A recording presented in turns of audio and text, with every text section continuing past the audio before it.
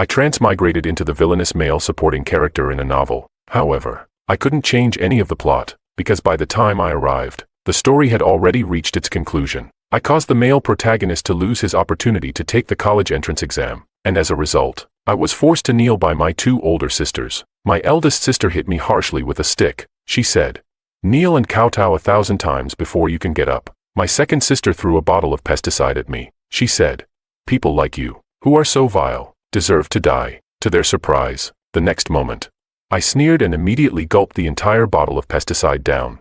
Both of my sisters were so frightened their faces turned pale. They asked, "Are you crazy? Why are you drinking it like a beverage?" Chapter 1. I knelt on the ground, my exposed skin covered in wounds and bruises. My eldest sister, Maria, spoke in an eerily cold tone. "Apologize to Makoto right now, or just die." Makoto quickly said pitifully, "Eldest sister, second sister, don't go and hit George because of me. I only lost my college entrance exam opportunity. I can repeat the year, or even work part-time. It's fine." These words only made my 2 sisters angrier. They were probably furious because they felt sorry for Makoto. Sophia, wearing high heels, ruthlessly kicked me in the stomach. She said, "Apologize to Makoto now." I sneered and looked at the bottle of pesticide in front of me. So this was what it felt like to be an NPC, being treated like this by my own sisters. I picked up the pesticide bottle, twisted the cap off, and drank it all in one go. "Ah, what are you doing?" Sophia screamed in fright, her face turning white. Even Maria,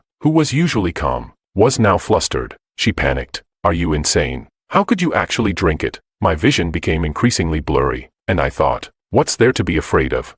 The original character in this world was a vicious NPC who was destined to die. I remember the original text saying that he died here. It was just a suicide by stabbing, but now that I've drunk the pesticide, it shouldn't affect his outcome, right? Chapter 2. But I was wrong. I didn't die after all. The pesticide seller, in order to make money, had replaced the poison with watered-down pesticide. At that moment, the seller was still holding some fruit in his hand, clutching his chest and saying, "My God, thank goodness I swapped the real pesticide with the watered-down version. Otherwise, I'd have to pay you for my pants." Sophia, standing beside me, looked like she had just cried, her eyes red. She said, "I was just joking with you. How could you really drink it?" "George, when did you become so fragile?" The original character wasn't fragile at all. After all, he was a villainous NPC, responsible for framing the male protagonist in the story, and his ending was always death. The male protagonist was Makoto. Not long ago, the original character had poisoned his food with a laxative to prevent him from taking the college entrance exam. But halfway through, the original character had switched the food out of fear, replacing it with normal food. Yet, Makoto still couldn't take the exam because of the diarrhea. This could only mean he was pretending. Sophia asked, "Why aren't you saying anything?" She walked over, and to my surprise, there was a hint of concern in her eyes. In the story, I'd always enjoyed tormenting her, so she hated me with a passion. As we grew up, she had always targeted me. She was a teacher at our school and would often accuse me of cheating, which caused me to get beaten by my parents. I didn't want to talk to her right now. I was only thinking about how to die. After all, the original character died today. Only when I die will I be able to return to my own world. She said, "Speak to me." Sophia grabbed my hand, trying to force me to speak. I shoved her hard, sending her crashing to the ground. "Get out," Maria shouted.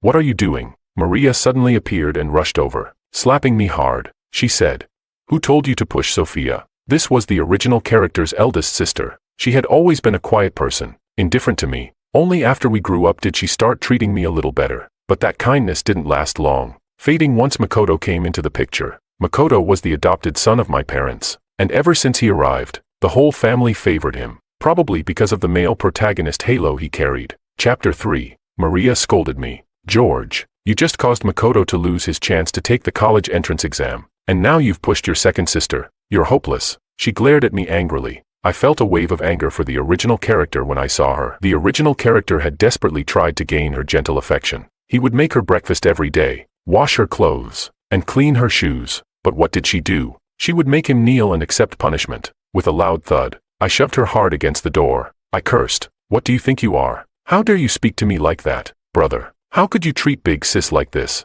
Makoto suddenly appeared at the door. Seeing him standing there, looking so smug, I felt irritated. I really didn't understand how someone like him became the male protagonist. I got out of bed and slapped him hard. I said, "Who are you? An outsider, to talk here?" I couldn't be bothered to deal with them anymore and left immediately. I wanted to die. I just wanted to die. So I went to the rooftop. It was 20 floors high, and jumping off would definitely kill me. I closed my eyes, preparing to jump, when I was suddenly pulled back by some unseen force. I fell to the ground, and a girl appeared in front of me. Her face was small, only the size of a palm, but her eyes were large, full of light. She said, "George, don't die." Her voice was filled with urgency. Chapter 4. I tried hard to recall who this person was, and then I remembered she was just one of the original character's classmates, named Willow. She was more transparent than an NPC, barely noticeable. In the story, she only had one line, asking the original character to bring her some breakfast. At this moment,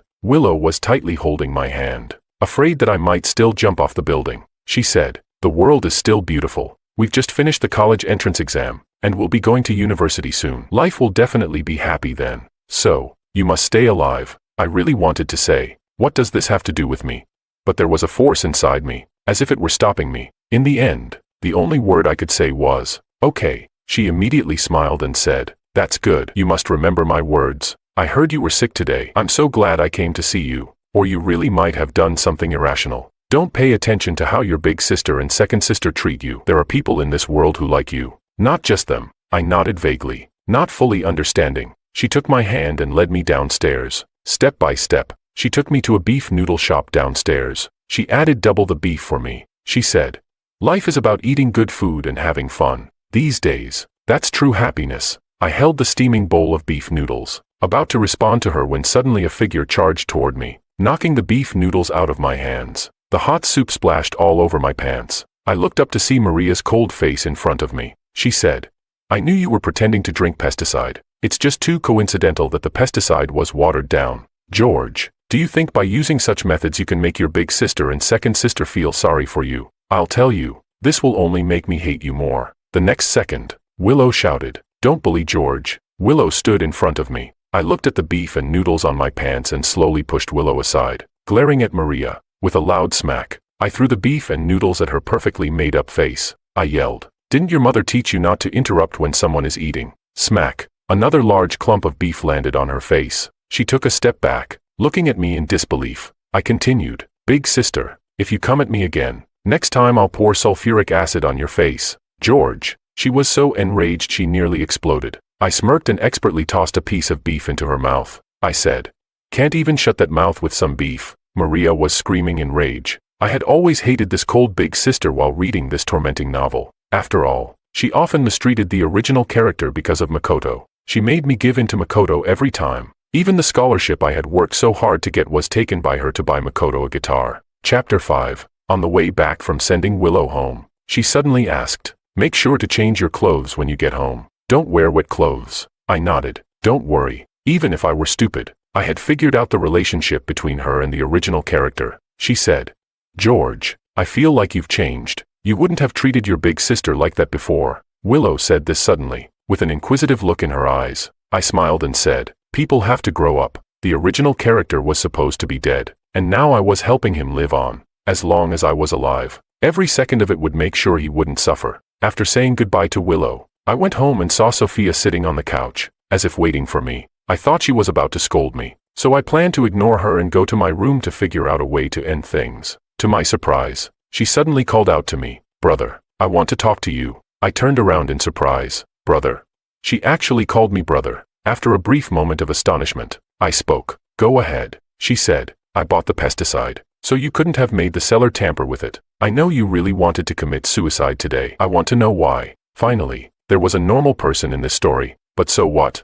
In the plot, she had already driven the original character to his death. I chuckled and said, "How funny. Can't you figure it out? They've targeted the original character repeatedly because of Makoto, taking everything from him. He wouldn't have lost hope otherwise." Before she could say anything else, I turned and walked away. Anyway, I was going to die, so I didn't want to listen to any more of these meaningless words. After all, saying sorry now wouldn't help. At that moment, I suddenly thought about using gas to commit suicide. It was a good idea, and I could take the whole family with me. Chapter 6. In the middle of the night, I quietly went downstairs. I was about to turn on the gas when Makoto suddenly opened the door. Startling me, he walked over, looked at me, and suddenly sneered. "You're trying to fake a suicide again to make big sister and second sister feel sorry for you. George, I've been observing you all day, waiting for you to try this trick again." With that, he turned on the lights, picked up a kitchen knife, and waved it in front of me. He said, "Guess what would happen if big sister and second sister saw me get cut by this knife?"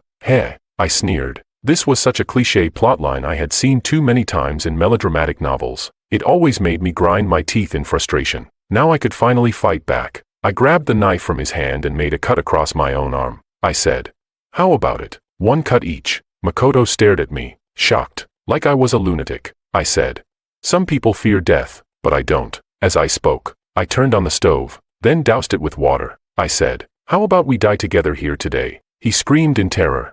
"Big sister, second sister, help, George is trying to kill me." I sneered. Useless. I glanced at him dismissively and continued closing the window. Since my arm was wounded, blood was spilling everywhere. When Sophia and Maria rushed in, they saw a kitchen covered in blood, my injured arm, and Makoto sitting on the floor, crying. Sophia quickly turned off the stove. She said, "Hurry, big sister, George is injured. We need to get him to the hospital." Maria froze for a moment, not coming over but instead pulling Makoto up. She said, "He was planning to turn on the gas and kill us. Why are you still trying to save him?" "Big sister." Sophia was furious. She said, "It's because we treated George so badly that he ended up like this. Think about it. How have we treated George all these years? I was losing too much blood, and everything in front of me was blurring. But I thought what Sophia said was pretty right, and I almost wanted to compliment her on being so spot on." Chapter 7. I still hadn't died. When I woke up again, I was back in the hospital. The wound on my arm had been bandaged up. Sophia looked at me with concern and said, "George, don't do anything stupid again. If something's bothering you, tell me." But Maria rushed over and slapped me hard. She said, "If Makoto hadn't called us, were you really planning to murder us? George, how can you be so evil?" I was dizzy from the slap, and my ears were ringing. The next moment, with a loud smack, I slapped her back. I believe in settling scores right then and there. That's just my character. Otherwise, I wouldn't be a man. Maria's face swelled up from my slap. Her face turned dark with anger. She said, "Sophia, look closely. This is the brother you're protecting. He even dares to hit his own big sister." Sophia looked at me with a complex expression and said, "George, you really went too far. I've always stood by you, and you're still so stubborn." Heh, I thought she was supposed to be the clear-headed one, but turns out, she was just as stupid. I laughed and said, "Did I ever ask you to stand by me, George?" Sophia raised her voice. "Sophia," I shouted back. I said, "Is this a competition of who can shout louder? Fine, let's go for it." In my original world, I was nearly driven to the edge by work pressure, with my boss pushing me to the brink of collapse. Now, I could finally snap. I picked up a fruit knife nearby and slashed it across my neck. I said, "Let's see who can go crazier, shall we?" Chapter 8. Warm blood dripped down my neck and onto the white sheets, blossoming into plum-like stains. The two people in front of me were as white as ghosts. "Quick, call the doctor." Sophia spoke in panic. Maria rushed over, pressing her hands against my neck, her voice trembling as she said, "George, you're really a madman." Suddenly, I remembered when the original owner was a child. Back then, Sophia and Maria both really liked him. They'd take him to eat KFC on weekends, bring him to play the piano. He must have been very happy back then. But now, both of his sisters spoke to him with harsh words. I once thought that death was easy. Find a corner and die. But now, after trying to die over and over again, I still couldn't succeed. I was saved and lay in the hospital bed. My parents came to see me. My mother scolded me as soon as she saw me. "Are you trying to die? Do you know you scared Makoto so badly that he's mentally broken?" My father spat at me angrily. He said, "How did I end up with a son like you? I really regret having you." They must have forgotten that, in the past, they treated the original owner like he was the best thing ever. But after adopting Makoto, they gave him everything, treating him like royalty. I actually felt bad for the original owner. His own sisters and parents were so kind to a stranger. I pulled the needle from my hand and smashed the vase on the table. I said, "Since you care so much about Makoto, then go accompany him. Why come see me?" My parents froze, looking at me in fear, as though I were a madman. Without saying a word, they left. Sophia and Maria came in again. Maria looked at the mess on the floor and disgustedly said to me, "George, even though we're blood-related, you're still not as sensible as Makoto. You're an adult, yet you're always threatening us with suicide. You're so useless." The words "useless" were the ones the original owner heard the most, and in the end, they drove him to suicide. I actually felt sorry for him. He had a happy, wealthy family, but the author wrote him to a tragic end. After Maria left, Sophia stared at me for a long time before suddenly saying, "When we were kids, you used to prank me all the time. and I thought you were so annoying. Now that we've grown up, I thought you'd understand. I even foolishly tried to move you with sibling love, but you still wouldn't listen. You keep threatening us with suicide, over and over. If you really want to die, go find a place where no one will find you. Why is it that every time you try, we always end up discovering it? I couldn't help but laugh and said, all right, next time, I won't let you find out. She was instantly choked up. After a long pause, she got up and left, her eyes filled with disappointment as she looked at me. Just as I was preparing to end it all, Willow appeared. Her eyes were red, and she looked at me, saying, didn't you promise me you wouldn't die? We agreed to go to college together, didn't we? My heart skipped a beat, and I suddenly felt a pang of discomfort, but I knew this wasn't my emotion. Could it be the original owner's emotional feedback? I looked at Willow and softly said, Willow, you're a wonderful girl with a bright future. You don't need to waste your time on me. I'm just a useless person. I'll die sooner or later. She immediately retorted, you're not useless. She shook her head, crying, and handed me an envelope. On the pink envelope, the words love letter were written. She choked up as she said, I've liked you for a long time. I'm giving you this letter now because I'm afraid one day you'll leave me, and I won't be able to give it to you. At that moment, my heart trembled violently. I slowly opened the envelope. Inside was written, George, I don't believe in gods, but when I met you, I started to believe. You're my God. Every time I see you, I get lost in you. After reading the letter, my tears fell uncontrollably. She suddenly hugged me and said, please, don't die. For a moment, I almost wanted to agree, but this was just the original owner's emotions. If I didn't die, could I return home? I fell into deep thought. People are selfish. I definitely had to think of myself first. Chapter 9. That night, as I was reading, my hand suddenly moved uncontrollably across the page. It wrote, please, end your life. I froze. Was this written by the original owner to me? It continued, no matter what, my end is death. If I don't die, Willow won't start her new life. So please, end this life where she can't find out. That way, you can go home, and Willow can begin her new life. He wrote a lot more. Only then did I realize that he knew he was just an NPC in a book, bound to die sooner or later. Even though I had changed his ending that day, the ending in the book could not be reversed. In truth, he had already died. And now this was just the last vestige of his consciousness. If he didn't die, Willow would always remember him. But if he died, the author would change Willow's fate and let her start a new life. That was his agreement with the author. In the days that followed, Willow stayed by my side. She took me to watch the sunset and said there were many beautiful sights in this world. As long as I was alive, I could keep watching them. She also took me to eat a lot of delicious food. She said that life was about enjoying good food. She truly wanted the original owner to live on, but she didn't know that the original owner was already gone. Sophia and Maria hadn't visited me in a long time, as if they had given up on me, until one day, Makoto came to find me. He looked at me with disdain and said, I knew you wouldn't dare to die. Everything you've done was just to make the older sisters feel sorry for you. Right, it's just a tactic to gain sympathy. I can do it too. Just wait. I'll make sure you're completely kicked out of the Wong family. I couldn't be bothered to respond to him. I just closed my eyes, thinking about how I could leave this world without Willow knowing. Willow went home that evening to care for her mother. Just as I was preparing to end it all, Sophia came to find me. She walked into the room, and her gaze didn't show much emotion. She simply said, tomorrow is your birthday. I've talked with Maria, and we decided to celebrate it for you tomorrow. We won't hold the past against you. From now on, just stay well. Hearing her say this, I was truly surprised. I even felt happy for the original owner, but he would never see it again. He would never see his two older sisters begin to treat him better, because after he wrote to me that day, he had completely disappeared. All right, I readily agreed to her, because I wanted to say goodbye to them tomorrow, so they would all remember how George died forever. Chapter 10.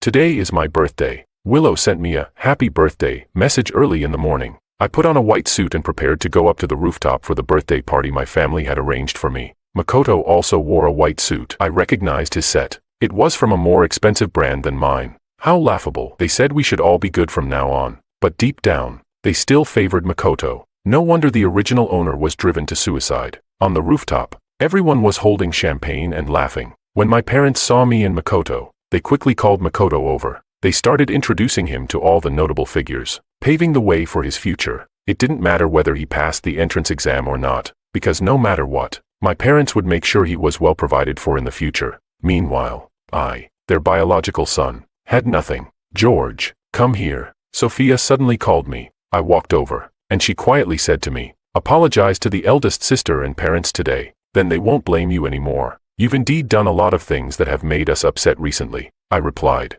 Okay. Hearing me agree so quickly, she looked a bit relieved and said, I knew you still have a good heart. Sooner or later, the second sister will change her temper too. Heh, that's just how she is. In the plot, she would always slap the original owner and then give him a piece of candy, but would never completely change herself. As the birthday party reached its climax, I went up on stage to make a speech. Actually, I was planning to say a few words for the original owner and then drink poison. But unexpectedly, at this moment, Makoto suddenly ran to the edge of the railing. His eyes were red, and he looked pitiful as he spoke to the crowd. There's something I've always wanted to say to everyone. He looked at my parents and 2 sisters. He said, Mom, Dad, and sisters, I'm adopted, and I know I'll never be as good as George. That's why, in this family, I've always been meek, thinking that if I didn't cause any trouble, I wouldn't be bullied. My mom quickly asked, Makoto, has George been bullying you?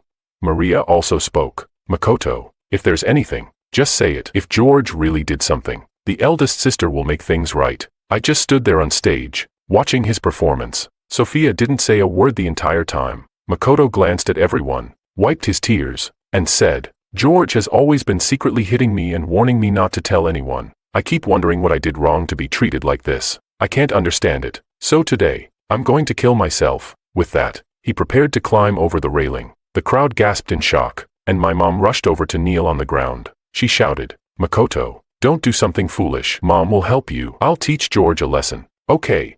Makoto said, but Mom, George is your biological son. I'm just an adopted one. I'm destined to be bullied by George for the rest of my life. My mom replied, then let's kick George out of the house. That way, he won't threaten you anymore. Maria suddenly spoke, walking over with a compassionate look. I found it extremely ridiculous. So this is the self-harm tactic Makoto mentioned. I slowly stepped down from the stage and walked toward Makoto. Sophia also spoke up. Eldest sister, parents, are you just going to believe Makoto's one-sided words? There's no evidence. Besides, George is your biological son, no matter what. You can't just listen to an outsider's word, Makoto said. Second sister, I know you don't like me, but at this moment, George is clearly in the wrong. Are you really going to turn a blind eye? Makoto looked at Sophia. I couldn't be bothered to listen to them argue. I went straight to Makoto, grabbed his hand, and said, come on, let's jump together. With that, I began pulling him toward the railing. Makoto screamed in terror, and to my surprise, this grown man actually cried. Maria screamed. Are you crazy, George? Let go of Makoto. Maria glared at me with anger. My mom shouted, let go of my son. You beast. My mom was crying uncontrollably. To be honest, it's not easy for the original owner to have survived in this family for so long. I said, why are you crying? I'll go with you to die. I pulled Makoto toward the edge. Makoto shouted, don't, please. My mom knelt on the floor. Makoto was so scared that he trembled all over, and actually wet himself on the spot. I sneered and said, weren't you so brave earlier? Why are you wetting yourself now? I grabbed his clothes and kept pushing him forward. His body was half out of the railing. He begged, please, please, don't push me down. Makoto kept begging. I thought of a plan and smiled. Fine, I won't push you, but now you have to tell everyone the truth. Did I ever hit you? I gave him a shove. Hurry up and say it. He replied, I'll say it. I'll say it. George never hit me. As soon as he said that, Maria spoke in confusion. She asked, Makoto, then why did you say that earlier? Makoto replied, because I wanted you all to kick George out. I threatened him. Keep talking. Had I known he would say that, I would have dragged him to the edge much earlier. Makoto's urine dripped onto the floor. His voice was trembling as he said, I was just jealous of George because he has everything. That's why I said that. I'm sorry, everyone. It's all my fault. I pressed further. What about everything else? What about the entrance exam? He stayed silent for a moment before replying. The exam was all planned by me. I wanted to make you all hate George. At that moment, everyone finally understood. My parents and Sophia's eyes widened. Maria, with a look of disappointment, said, Makoto, I've always believed in you. How could you do this? My parents said, Makoto, we always thought you were a good child. Sophia nodded and said, I told you. Don't jump to conclusions without evidence. Chapter 11. Makoto asked, can you let me go now? He looked at me. I chuckled softly and then shoved him away. I climbed over the railing myself. Don't.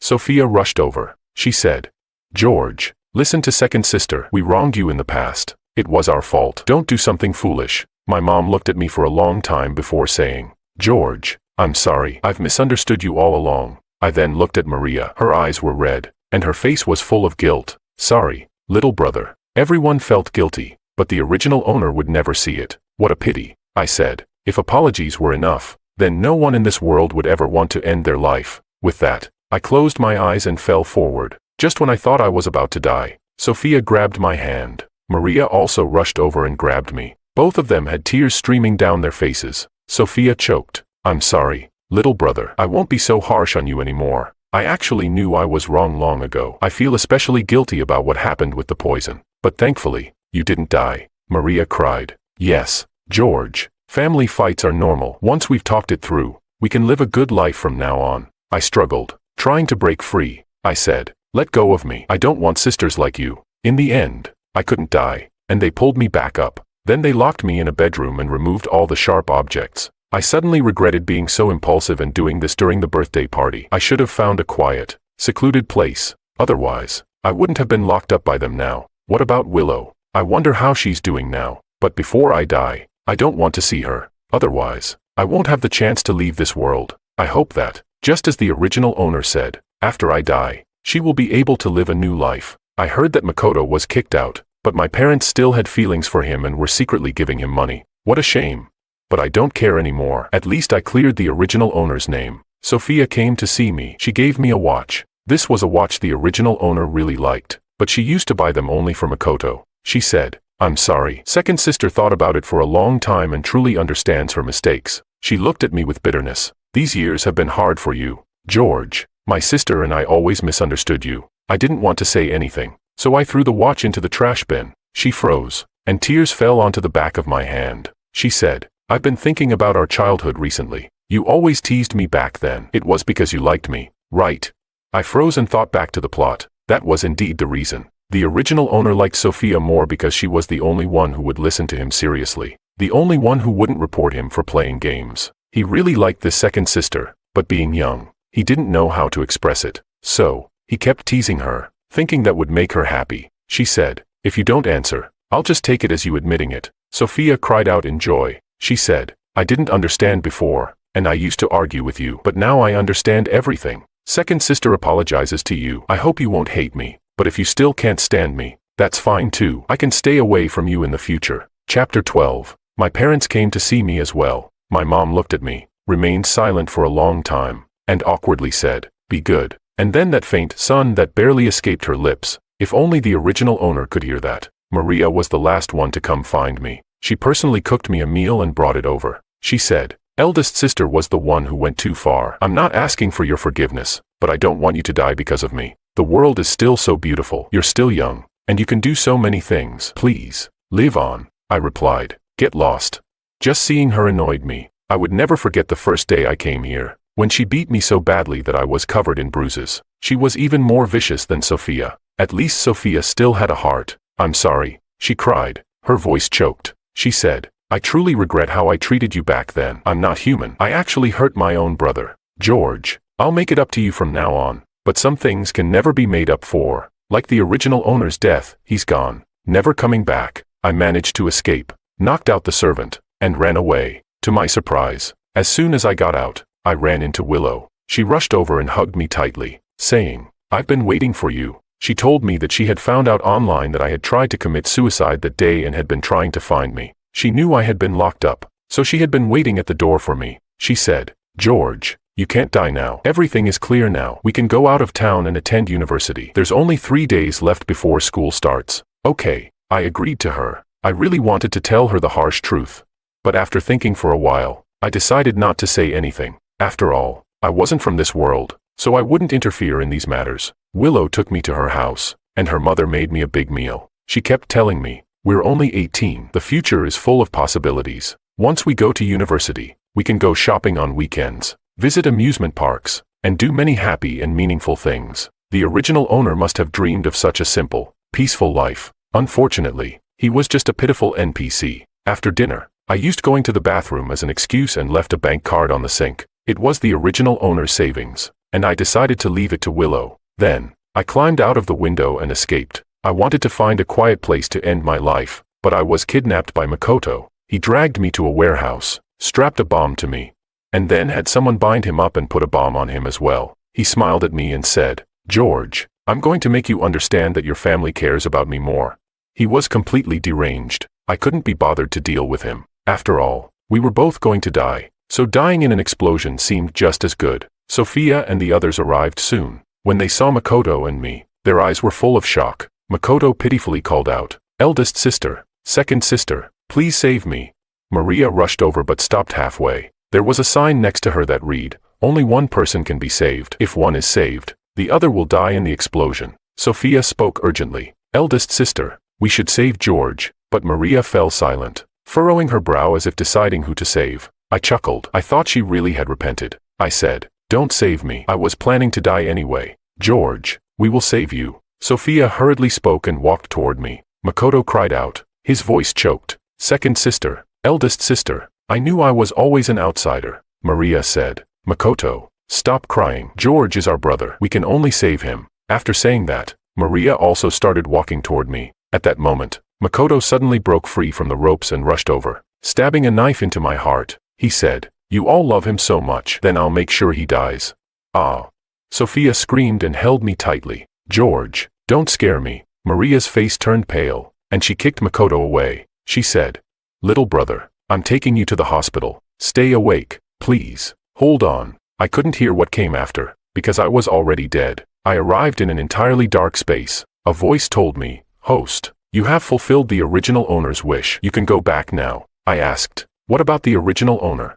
The system responded, "He and Willow will meet in a different parallel world. They will love each other and live happily together. Wishing you a smooth journey ahead." I replied, "Thank you." Just as I finished speaking, a light flashed, and I returned to the original world. Outside the window, the traffic was bustling, and the employees in the office were frantically making phone calls. I knew my corporate life as a wage slave was about to start again. Extra 1. After George's death, Sophia shaved her head and became a nun. She could never forgive herself because she believed that it was her fault that George died. If she hadn't suggested to their parents to adopt Makoto, Makoto wouldn't have lived in the Wong family, and George wouldn't have died. She would spend the rest of her life in regret. Makoto was sentenced to death and imprisoned. Maria developed depression, and she, too, felt guilty. She often wondered if the outcome would have been different if she hadn't favored Makoto. If only she had seen Makoto's true nature sooner. But there were no ifs in this world. She spent every day in her room, staring blankly out the window. She wished for a do-over,